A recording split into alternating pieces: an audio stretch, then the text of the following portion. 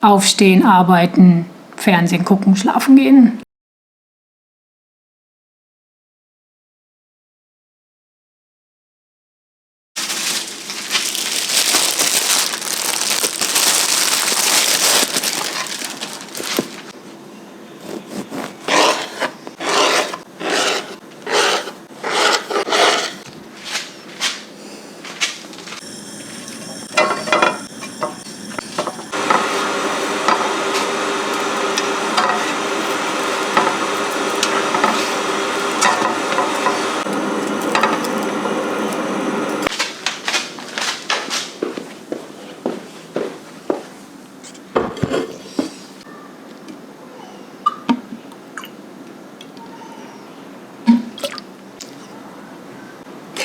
Hallo ihr Lieben, und wie geht's euch? Well, ich bin Maria, wie ihr wahrscheinlich schon wisst, und ich bin wieder da.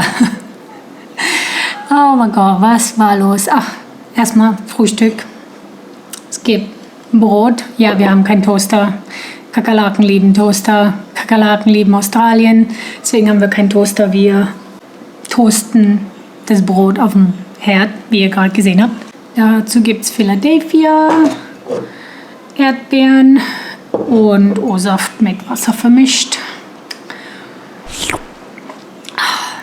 Weil heute wird es 29 Grad. Habe ich keinen Bock auf Tee. Kalten Tee, ja. Heißen Tee, nein. Es ist der 23. Oktober, 9:10 Uhr.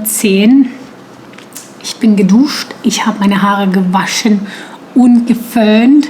Das ist das erste Mal in wahrscheinlich 3 Monaten. Nicht, dass ich mir die Haare gewaschen habe. Ich wasche mir die Haare, aber dass ich mir die Haare geföhnt habe und dass ich Make-up drauf gemacht habe. So, was war los? Sydney war im Lockdown. Seit 26. Juni waren wir im Lockdown. Ich weiß gar nicht, wann ich das letzte Mal ein Video darüber gemacht habe.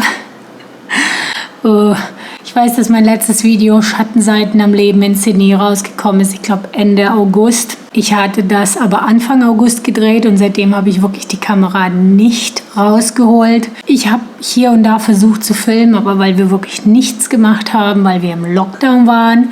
Dieser Lockdown war so schlimm. Ich weiß, kann ich nicht zu Europa und so weiter vergleichen, aber was wir halt hier letztes Jahr erlebt haben und was dieses Jahr los war, ist halt auch nicht zum Vergleich. Und ich wollte euch halt so ein bisschen erzählen, was passiert ist. Mitte Juni hatten wir ja unseren ersten Fall seit Monaten. Und weil es halt dieser Delta-Virus war, hatte sich halt verbreitet wie Feuer. Wie heißt das? Buschfeuer? Laubfeuer? Keine Ahnung. Ja, am 26. haben sie uns dann in den Lockdown geschickt, aber so kein harter Lockdown. Es war halt so, ja, jetzt bleibt mal zu Hause. Und dann so nach und nach haben sie halt mehr und mehr Gebiete in den Lockdown geschickt. Die haben das ein bisschen blöd aufgeteilt. Es hat ja alles in Bondi angefangen, also in den Eastern Suburbs, und hat sich dann so langsam in den Westen verbreitet. Und ich weiß nicht, was deren Motivation war, aber die haben so ein bisschen, nachdem mehr Fälle im Westen aufgekommen sind, haben sie ein bisschen Osten und Westen geteilt. Und dann haben sie im Westen halt diese LGAs of Concern gemacht. LGA is a Local Government Area. Ich bin mir nicht sicher, wie man das auf Deutsch übersetzt. Und du hast halt wirklich gesehen, das war so richtig Westen und Osten geteilt. Und im Westen war halt viel mehr Polizei. Wir hatten eine Ausgangssperre von 9 Uhr abends bis um 5 Uhr morgens. Du durftest nicht mehr als 5 Kilometer von deinem Haus weg sein und gegebenenfalls nur in deinem LGA of Concern bleiben. Ich wohne in einem LGA of Concern, aber halt am Stadtrand auf dieses LGA of Concern. Und auf der anderen Seite, wo wir ja Wasser haben, ist schon ein anderes LGA. Theoretisch kann ich rüberfahren, um einkaufen zu gehen, aber die sagen halt, womöglich bleib in deinem LGA. Diese 5 Kilometer waren, ich weiß es nicht, ob es diese 5 Kilometer waren, aber dieser Lockdown mit diesen 5 Kilometern, das war absolut Horror.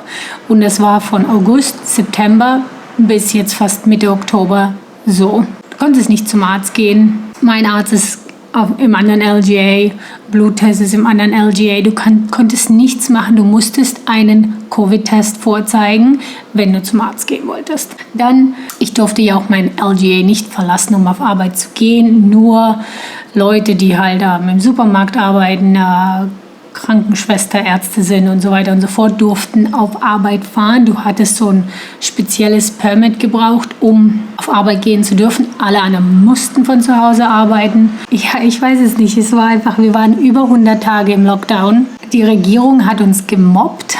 Ich habe mich wirklich gemobbt gefühlt, die Impfung zu nehmen. In dem Sinne, dass wir hatten nicht genug Pfizer oder BioNTech oder wie ihr das halt nennt. Und die haben halt gesagt, wir sollen die AstraZeneca nehmen, obwohl die für Monate gesagt haben, unter 60, nimm nicht die AstraZeneca. Und du hast dich so richtig gemobbt gefühlt, jeden Tag im Fernsehen, geh dich impfen, geh dich impfen, geh dich impfen, geh dich impfen. Und du hast dich halt wirklich schuldig gefühlt, weil du dich nicht impfen lassen wolltest mit AstraZeneca. Also ich weiß ja, Deutschland und andere Länder in Europa haben ja gesagt, kein AstraZeneca, weil das ist einfach zu gefährlich. Irgendwann hatten wir genug Pfizer bekommen und irgendwann Dinge wurden angekurbelt. Leute, die im LGA of Concern leben, durften sich schneller impfen lassen. Leute, die unter 39 sind, also ich zum Beispiel. Ob ich mich jetzt impfen habe lassen oder nicht, werde ich jetzt nicht so ins Internet stellen, weil das ist ja immer so eine Debatte und da habe ich keinen Bock drauf. Und das andere ist halt, seit dem 11. Oktober durften wir jetzt raus. Kurz vor dem 11. Oktober haben wir die 70% Impfungen in New South Wales erreicht. Nicht in Australien, in New South Wales. Überwiegend in Sydney, würde ich sagen. Und ab dem 11. Oktober haben wir halt mehr Freiheiten. Aber nur Geimpfte können halt jetzt zum Beispiel nur zum H&M oder Bunnings oder sonst irgendwas. Also Läden sind offen, aber die müssen halt checken, dass du geimpft bist. Im Restaurant essen kannst du auch nur, wenn du geimpft bist. Ab 80%, die wir jetzt diesen Montag erreicht haben, das war der 18. Oktober, haben sie, ich weiß gar nicht, was so viel sich geändert hat. Auf jeden Fall alles nur für Geimpfte. Leute, die nicht geimpft sind, die sitzen sozusagen immer noch im Lockdown, die müssen sich immer noch an die 5 Kilometer halten und so weiter und so fort. Und ja, jetzt kommt halt das komplett Seltsamste. Große Konzerne hier, Banken, Supermärkte, also Woolies, Coles, die haben jetzt eine Impfpflicht eingesetzt. Jeder, der für Woolies, Coles oder ich glaube 2 oder 3 Banken haben das jetzt eingeführt, dass du geimpft sein musst, wenn du auf Arbeit gehen willst. Ist egal, ob du im Büro arbeitest oder nicht. Das ist halt so eine andere Sache. Ab 1. Dezember dürfen alle Freiheit haben. Ich habe ja mit meiner Mutter und Freunden in Deutschland geredet. Ich weiß, dass ihr dieses 2G und 3G habt. Ihr könnt euch testen oder genesen oder sonst irgendwas, um bei Dingen mitzumachen. Und bei uns ist es halt so, dass ab 1. Dezember Geimpfte und Nicht-Geimpfte alle machen können, was sie wollen. Wir haben sozusagen am 1. Dezember haben wir unsere Freiheit wieder zurück. Das war in Sydney los. Wir sind jetzt frei sozusagen. Ich werde jetzt noch nicht auf Arbeit zurückgehen. Ich werde wahrscheinlich erst Ende November auf die Arbeit zurückgehen. Ich weiß, dass bei mir im Team so viele zurück wollen. Die können es kaum erwarten, aber ich verstehe auch, die haben Kinder zu Hause, die müssten was anderes sehen. Ich möchte auch was anderes sehen. Ich habe so keinen Bock mehr, in diesem Zimmer zu sitzen. Ja, ich habe ja diesen Kurs gemacht im August und ich musste halt viel am Wochenende für diesen Kurs machen und mir jeden Tag bin ich aufgewacht und gedacht, oh, jetzt muss ich in dieses Zimmer gehen und noch am Wochenende und nach der Arbeit und das war, ich beschwere mich hier so viel, aber es war echt, wir nennen das Lockdown-Fatigue, also ich hatte keinen Bock mehr und deswegen habe ich auch nicht viel gefilmt. Mein Alltag sah wirklich so aus, aufstehen, arbeiten, Fernsehen gucken, schlafen gehen, aufstehen, arbeiten, Fernsehen gucken, schlafen gehen. Wir haben viel Essen bestellt über die letzten paar Wochen. Zum Beispiel, ich kenne eine, die hat so einen Betrieb und die hat eine Küche und die kocht Essen und dann verkauft die das über Instagram. Und ich habe ihr dann mal geschrieben und die hat uns halt, ich weiß jetzt fast jede Woche Essen mitgebracht. Natürlich muss ich das dafür bezahlen, aber du hast halt echt keinen Bock mehr, weil wir es ja nur in diesen 5 Kilometer waren, hatten wir keinen Bock auf die Restaurants um uns herum. Selber kochen hatten wir auch keinen Bock mehr, deswegen waren wir so dankbar, dass dieses Catering da ist, sozusagen. Ach, guckt, ich blabber jetzt rum. Ich weiß nicht, wie das im Editieren aussehen wird, weil ich will wahrscheinlich so viel mehr sagen und mir fällt jetzt einfach nicht alles ein. Aber das ist so kurz die Kurzgeschichte über was hier so los war. Und glaubt mir, wir sind so froh, unsere Freiheit wieder zu haben. Leute können echt kaum erwarten, auf Arbeit zu gehen. Jetzt sind wir 2 Wochen aus dem Lockdown raus. Ich möchte jetzt halt noch die Zahlen abwarten und gucken, was passiert. Natürlich, unsere Regierung möchte jetzt nur auf die Krankenhauszahlen gucken, aber ich finde halt, du solltest halt auch informiert sein, wo die Fälle sind, dass du halt auch nicht hingehst.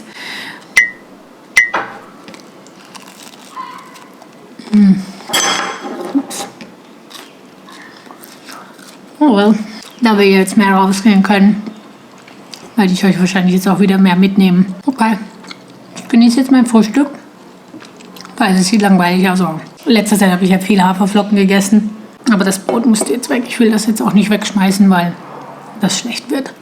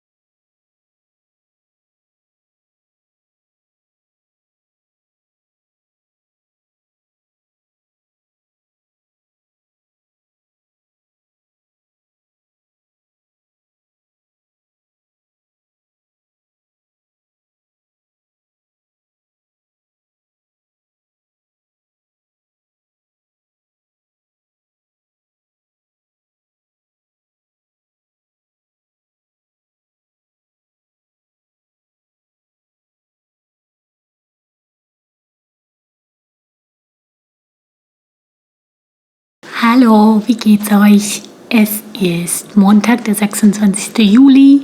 Ich mache mir dort Mittagessen. Nein, ich werde nicht kochen. Ich erspare euch meine Kocherei. Wir sind gestern ausgegangen und haben uns viel Takeaway geholt. Wir sind zu einem indonesischen Restaurant gegangen und die haben halt, die kochen das vor und dann suchst du dir was aus, was du möchtest. Ich wollte euch einfach nur so zeigen, was wir geholt haben, falls dich das interessiert. Wir haben vieles geholt. Wir haben $55 für das alles bezahlt und müssen Reis selber kochen. Anyway, lass mir dir zeigen, was wir so haben. So, das ist trockener Fisch, trockener und salziger Fisch. Sehr lecker, sehr gut als Beilage, also so ein Snack neben dem Reis. Das hier ist Hühnchenrendang. Chicken Rendang. Rendang ist so eine Spezialität, die normalerweise mit Rind gekocht wird. Wir haben noch ein bisschen Rind mitgenommen, was auch immer übrig war gestern. Hier haben wir ein Omelett oder 2 Omelettes und so eine Kartoffelkrokette, aber halt indonesisch Style. Das ist ihre Chili-Soße, die esse ich nicht, die werde ich jetzt auch nicht auspacken. Hier haben wir Spinat und Young Jackfruit in so einer Soße. Ich kann euch das nicht wirklich sagen. Ich glaube Currysoße. Dann haben wir hier Chicken Curry, also in einer Currysoße. Und dann haben wir hier, das ist Soybean, also das ist so Tofu, das heißt Tempeh, aber das wird halt aus Soybean gemacht und dann wird das mit Chili und so weiter angebraten. Dann habe ich hier einen riesen Pot Reis und das werde ich mir jetzt schön in meinen Teller legen, ein bisschen von allem und das genießen.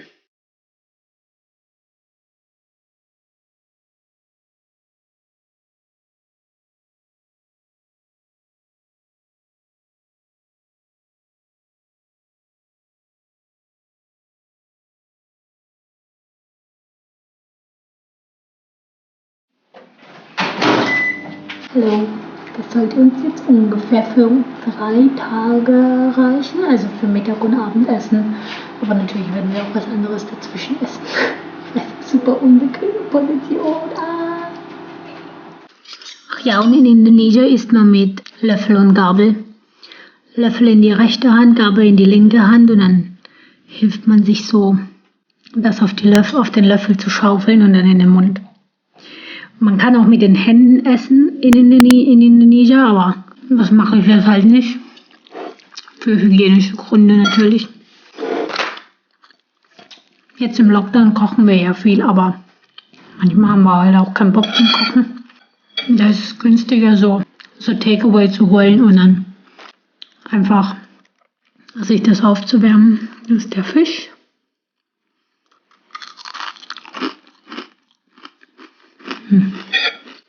Voll lecker. Ich habe euch vergessen, was zu zeigen. Und zwar ist das Dessert. Das ist ein indonesischer Pfannkuchen, den haben wir gestern auch abgeholt. Ich habe den mal versucht letztens zu machen. Ich weiß nicht, ob ich die Clips in diesen Vlog mit einbauen werde. Also eine Hälfte ist gefüllt mit Käse und die andere Hälfte mit Schokolade und Erdnüssen. Und das ist so lecker. Ich mag das ja, wenn das alles zusammengemixt ist, also mit Käse und Schokolade und Erdnüsse, aber mein Mann wollte das separat haben. Das ist so ein dicker Pfannkuchen mit ganz viel Butter und ja, das ist Kalorien City sozusagen. Das schmeckt so geil, so geil. Ist halt schwer zu machen. Das ist so ein Pfannkuchenteig und der muss dann ruhen und dann macht man in letzter Minute Backpulver rein. Und dann, wenn man das anbrät, dann muss das so kleine Löcher ergeben. Und dann habe ich hier mein Zitronen-Honigwasser. Das ist heiß, so wie ein Tee. Oh, ist perfekt. Ja, das ist, was wir im Lockdown machen mit Essen. Essen, essen, essen. Ach so, ja. Vielleicht seht ihr ja, ich habe einen neuen Schreibtisch gekauft. 100-mal besser. Und mit Schubladen. Ich auch ein paar Sachen verstauen kann. Und der Tisch wackelt nicht so sehr. Der andere hat so gewackelt, dass ich immer Angst hatte, dass alles mir vom Schreibtisch fliegt. Besonders wenn ich Tee und so weiter am Schreibtisch hatte. Und wenn der mir vom Schreibtisch fliegt, gonna be a problem. Könnt ihr das sehen? Das sind so Rillen. Das ist, was man halt will mit diesem Pfannkuchen. Okay, ich arbeite jetzt weiter. Bye.